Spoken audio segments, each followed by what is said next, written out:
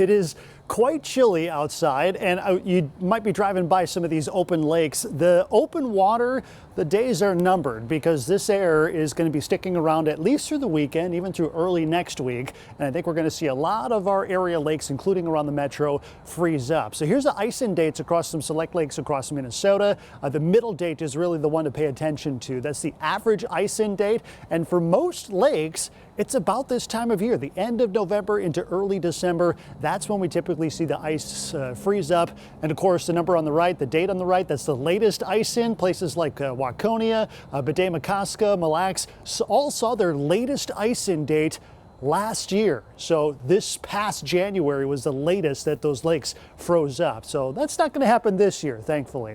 Let's take a look at high temperatures over the last 2 weeks, because we've really been sort of acclimating to this cold over the last week and a half or so. We've been in the 50s at least through the 19th of November. And then we saw temperatures drop into the 40s and 30s. Since the start of this week, temperatures have remained below the freezing mark. And of course, right now, temperatures are in the teens, and we're likely going to stay in the teens over the next few days. We were in the sunshine here, but north of the Twin Cities, still some lingering cloud cover and some snow flurries up along the North Shore. One thing that's been wild about this overall pattern shift is what's happening downwind of all the Great Lakes. Look at all the lake effect snow that's happening for lower Michigan. Some parts of areas downwind of Lake Erie have already seen more than 2 feet of snow since this overall weather shift happened. And you can see what's happening.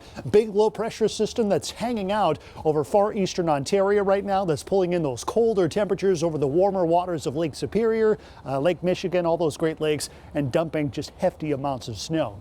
We're not going to see any snowfall around here. We're just going to see colder temperatures over the next few days. But notice, once we get beyond Sunday and Monday, we start to see temperatures warm up, and we should briefly be above the freezing mark for at least a day as we head into Wednesday.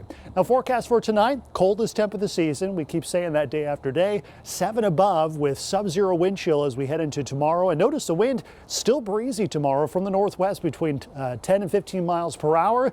Likely sub-zero wind chill value a good chunk of the day. But at least we're dealing with the sunshine, which is nice. Now, we are tracking a couple of clipper systems next week. That's mainly just going to impact our temperatures. Small chance for light snow on Tuesday, briefly warmer before we see temps drop again later in the week.